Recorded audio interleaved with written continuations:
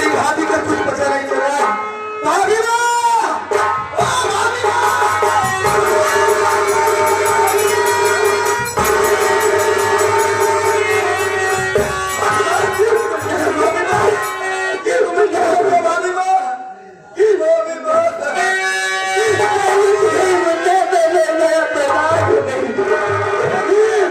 दुनिया में पूछ खाने चलाया तेरी बची में बुढ़ा तेरी भाभी की असमत लूट चुकी बुढ़ा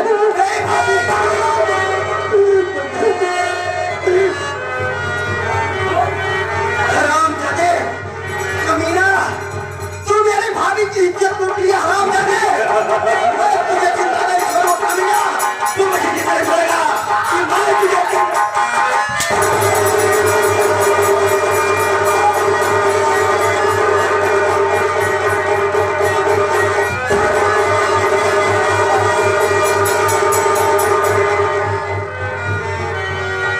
तुम्हारा मैं देख लिया मगर आज मैं तुझे सारे सीधर जोड़ूंगा मैं तुझको भी खत्म कर दूंगा। अरे आराम खान तुम मुझसे बगावत करेगा यही करेगा।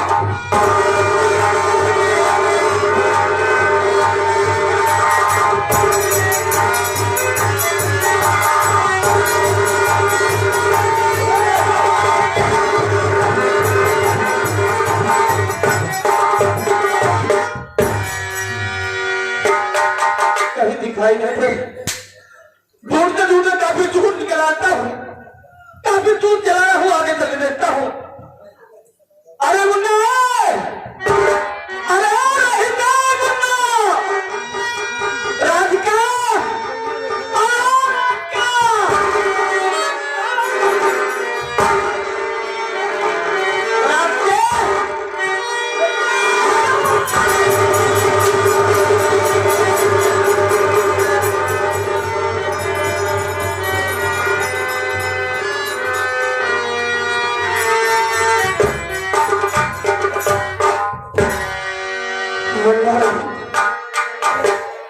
बता मेरे भाई ये किसने तेरी हालत बनाई है कैसी दशा तुमने बनाई है बता मैं उसका मेरे का खून पी जाऊंगा। बता आखिर तू कैसे जख्मी हुआ और तेरे बदन से खून बह रहा है मेरे भाई तेरी भाभी कहाँ है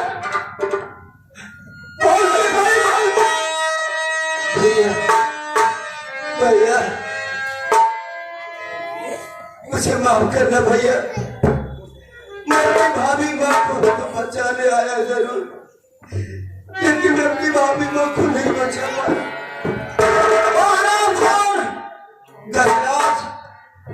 भाभी की इज्जत लूट लिया।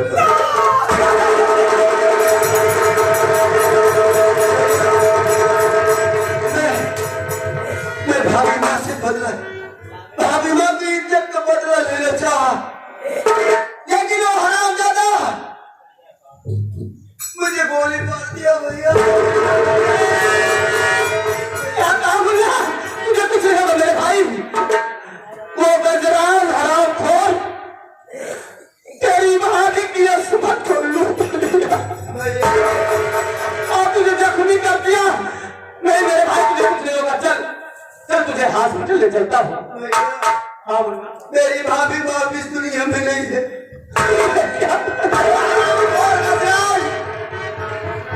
भाभी माँ को इसी बैठे नदी में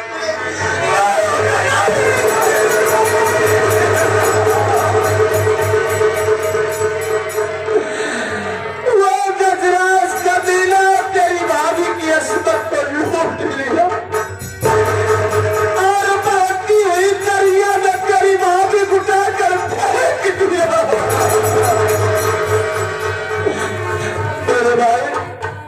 मुन्ना चल तुझे हॉस्पिटल ले चलता हूँ तेरा इलाज होगा तू ठीक हो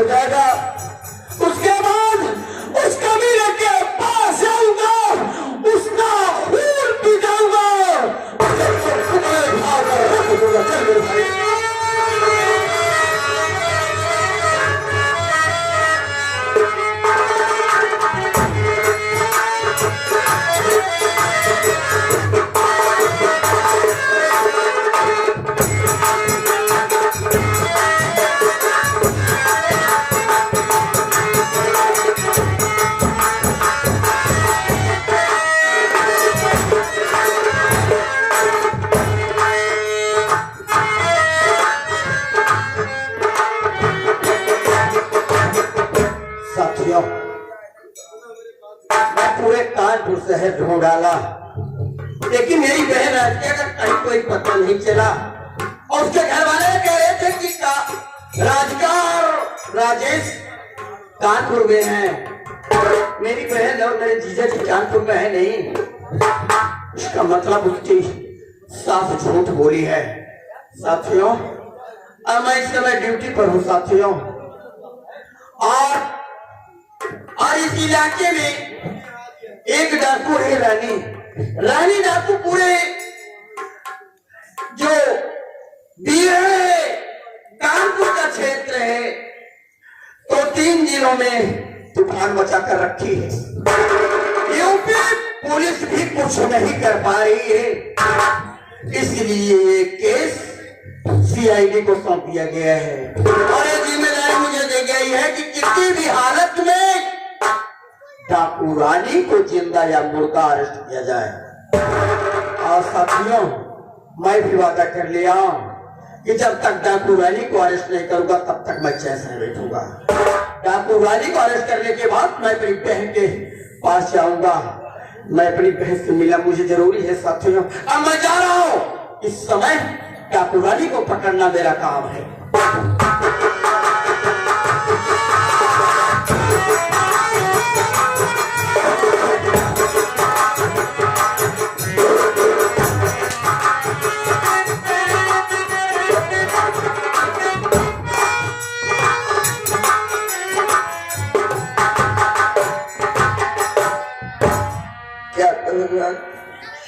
अभी तक मेरे भैया नहीं आए, मेरा जी क्या पड़ा रहा है, मैं भैया का इंतजार करती हूँ।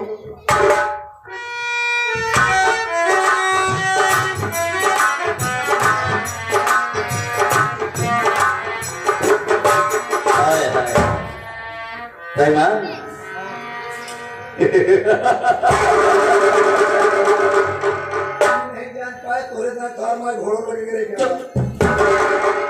ऐसी बात करता है। जब मैं तब घोड़ा नहीं आता, घोड़ा नहीं आता ही, घोड़ी देखे ही घोड़ा नहीं आता ही।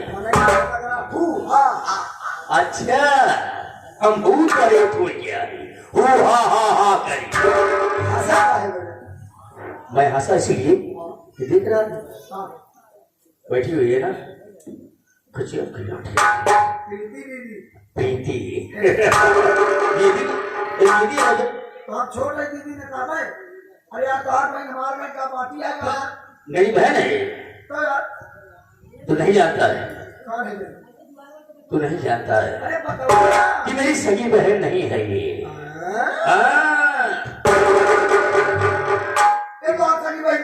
मेरी सगी बहन नहीं है तो क्योंकि मेरे माता पिता बचपन में गुजर गए, मेरी परवरिश इसके घर में हुई है। यानी तुम कचरे के डब्बे में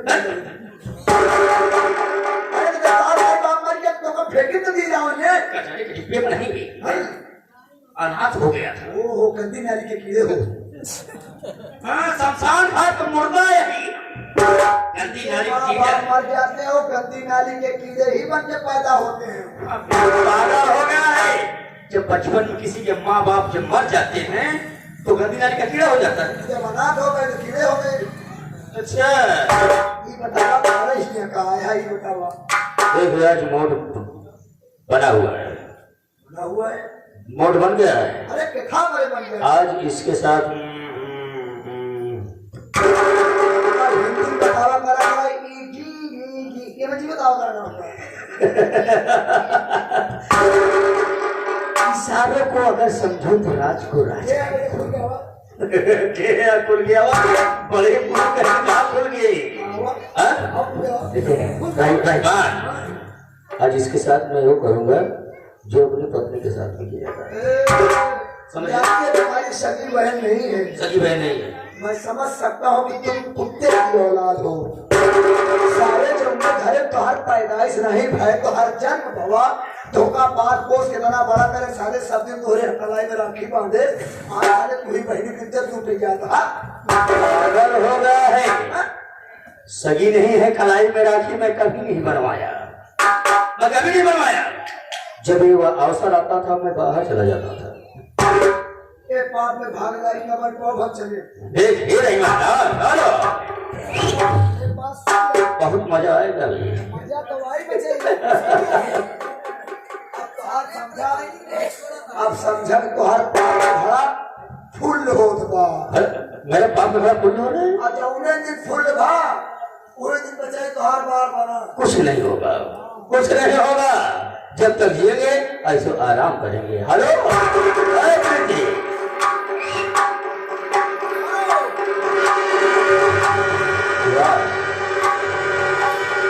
क्या बात क्या बात प्रीति क्या भैया अरे मुझे नहीं पहचान रही हो मैं गजराज गजराज हूँ मैं गजराज भैया बीच वाला शब्द काटा एक लास्ट वाला शब्द काट दो गजराज बोलो गजराज देख प्रीति तू मेरी बात मान लेगी कौन सी बात है तो चल चल मेरे साथ आज मैं तुझे वो फिल्म दिखाऊंगा कभी नहीं देखी होगी सपने में सोचोगी कब जो आंखें अंधे हो गई है किसी पूछेगा नहीं प्रेम की बात करूंगा मैं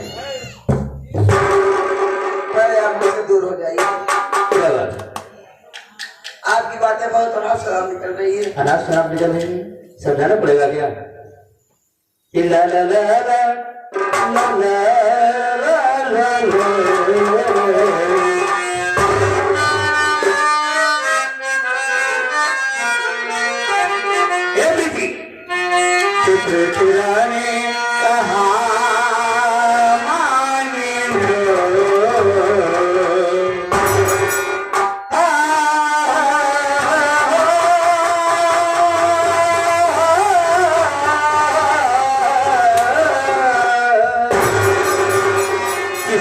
पुराने कहा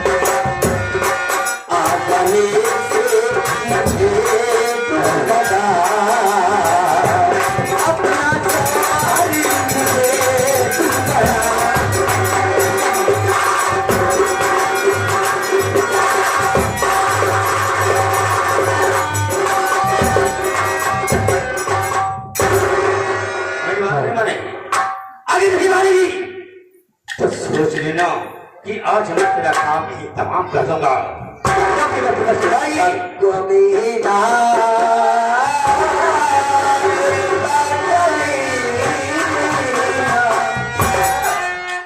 कुत्ता कमीना सुअर है कसाई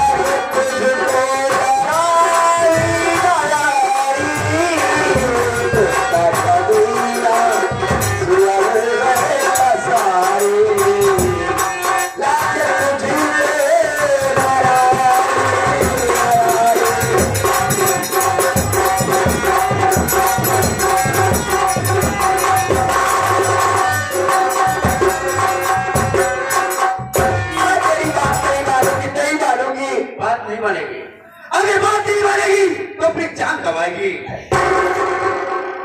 और रामकोट की बात नहीं मानेगी। नहीं मानेगी, नहीं मानेगी।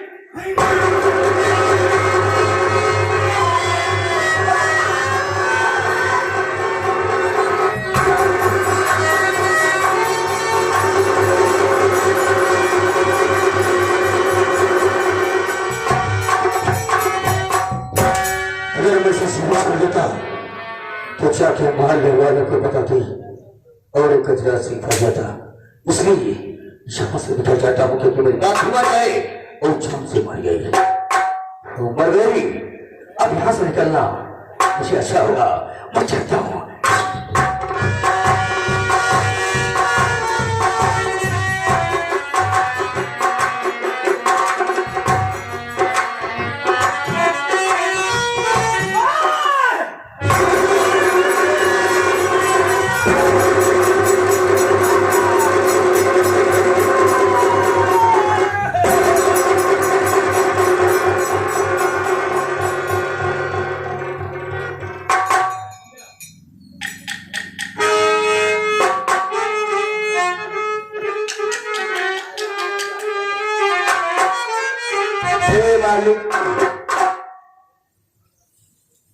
मैं तो अपने भाई को हॉस्पिटल एडमिट कराने के बाद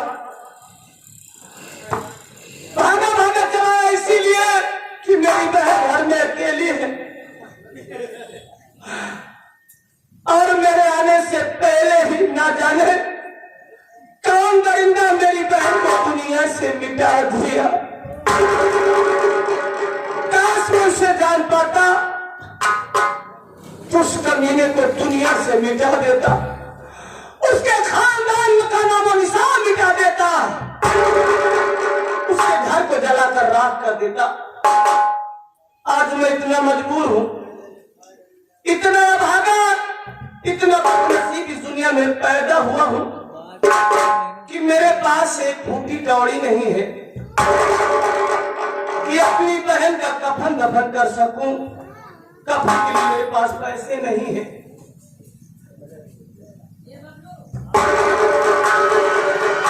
मैं करूं तो क्या करूं, कुछ समझ में नहीं आ रहा है कि जो बहन हमेशा इन कलाइयों में राखी बांधा करती थी, आखिरी वक्त तोहफे के रूप में उसे एक कफन भी नहीं दे पा रहा। हाँ भैया, क्या करोगे? जो किस्मत में लिखा रहता है वो हो के रहता है, उसे कोई टाल नहीं सकता। आप इतने मजबूर हैं कि बहन के लिए कफन नहीं ला सकते। पैसा नहीं है मेरे भाई। तो ये दुनिया बहुत बड़ी है और बहुत रहमदिल है। ये गरीबों की बड़ी सुनती है। तुम्हारे कहने का मतलब ये है कि जो भैया बाबू बैठे हैं, इन सब के सामने हाथ फैलाकर कफन के लिए भीख मांगू भैया, और तुम्हें विश्वास है कि ये भैया बाबू माँ बहन हमारी मदद करेंगे? ठीक, क्यों नहीं करेंगे? अच्छी बात है मेरे। इनके दिल में थोड़ा सा दर्द होगा तो जरूर आपकी बहन के लिए कफन के लिए पैसा देंगे। आप कोशिश करके तो देखिए।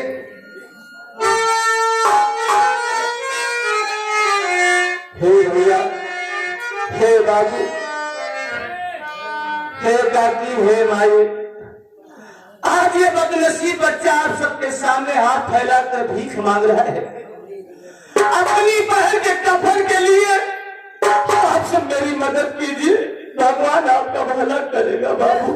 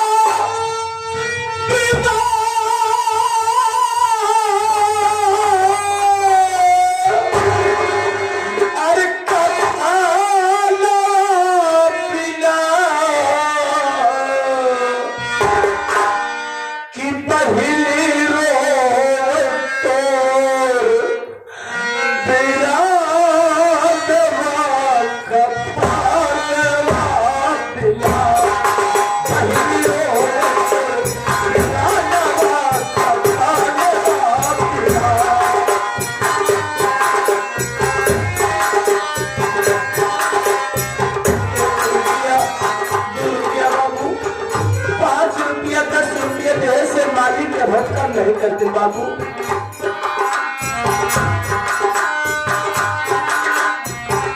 भैया के हमेशा भंडार भरा रहे, बाबू के हमेशा बेटी बेटा जिए, हमारे उम्र लग जाए।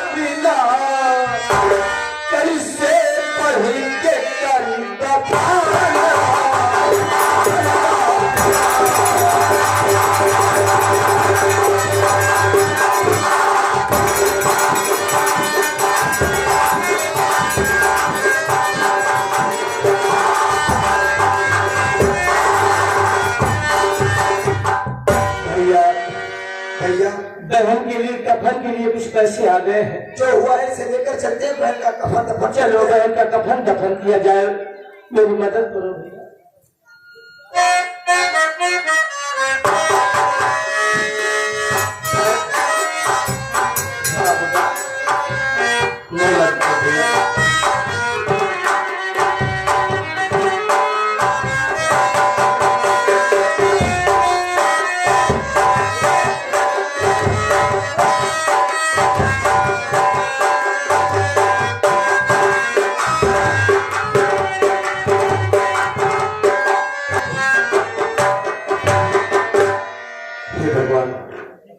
मैं ठीक हो गया हूँ।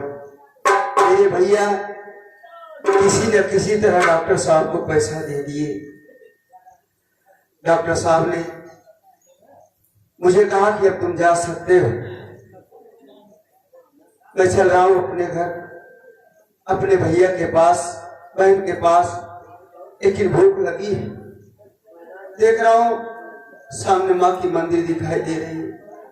चलता हूँ, सबसे पहले माँ का दर्शन करूंगा, प्रसाद खाऊंगा, उसके बाद मैं अपने भैया के पास जाऊंगा।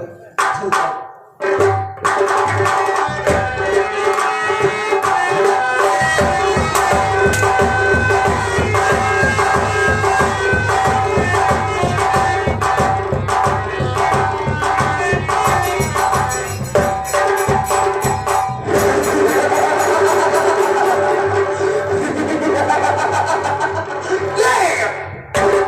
कसम भोलेनाथ, कसम भोलेनाथ की चूने में नूना मिलाई किया। जमाना हमसे है, जमाना हमसे, हम जमाने से नहीं है। गुर्रा कैसे, गुर्रा कैसे तो आंखें निकालूं और उड़ते हुए जहाज का पंखा उछालूं। कसम भोलेनाथ की चूने में नूना मिलाई थी। ना तलवार की धार से, ना तलवार की धार से, ना गोलियों की बौछार से। बंदा डरता है तो सिर्फ मेहरारों की मार से।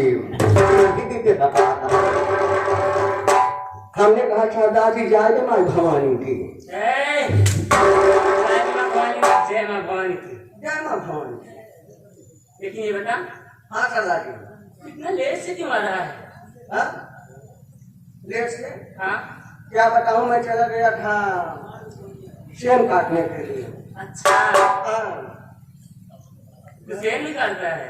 क्या बताऊं, मैं सेम काटता हूँ और कुछ काटना इधर उधर चोरी चकारी करता हूँ। तो इस काम में हमको ज्यादा मुनाफा नहीं हो रहा था। तो फिर क्या लगा, सेम काटने लगा? और क्या, लेकिन क्या बताऊं, चेन काटने जहाँ जहाँ जाता था वहाँ पर पकड़ा जाता था। एक काट की बात है, एक आ गया था चेन काटने के लिए। एक आदमी सो रहा था, जब उसके घर पर पहुंचा तो वो सो रहा था, वो देखा तो उसके जेब में मोबाइल दिखाई दे रहा है। मैंने सोचा कि मोबाइल निकालूं और यहाँ से गायब हो जाऊं। मैं जैसे उसके जेब में हाथ डाला, साला जेबा फटा हुआ था, हाथ में कारतूस आ गया, मैं भाग गया। तो पिला जाता है। तुम्हें सामने ऐसी बात मत किया कर। तो सरदारी अब कहाँ का प्लान है? प्लान नहीं, प्लान। क्या प्लान है? आप लोग यही सोच रहे होंगे कि कौन आ गई, कहाँ से आ गई, इसका नाम क्या है, कहाँ की रहने वाली है। बहुत अच्छी बात। साथियों, मैं वही राधिका हूँ, मैं वही राधिका हूँ जो कि गजराज सिंह मेरे इंतजार किया और मुझे उठाकर बहती हुई नदी में फेंक दिया। साथियों, ये तो ऊपर वाले का गलत था कि मैं उस गंगा नदी में बहती जा रही थी और उसी गंगा नदी किनारे से डाकुओं का झुंड जा रहा था। डाकू लोग मुझे नदी में तैरते हुए देखकर मुझे उठाकर अपने गुफा में ले गए और गुफा में ले जाने के बाद मुझे जब होश आया तो लोग मुझे पूछने लगे कि तू कौन है, कहाँ रहने वाली, तेरा नाम क्या है।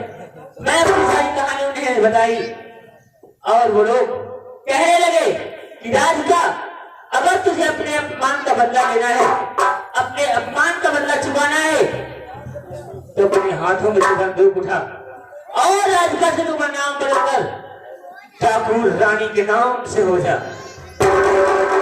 तभी तेरे अपमान का बदला पूरा हो पाएगा।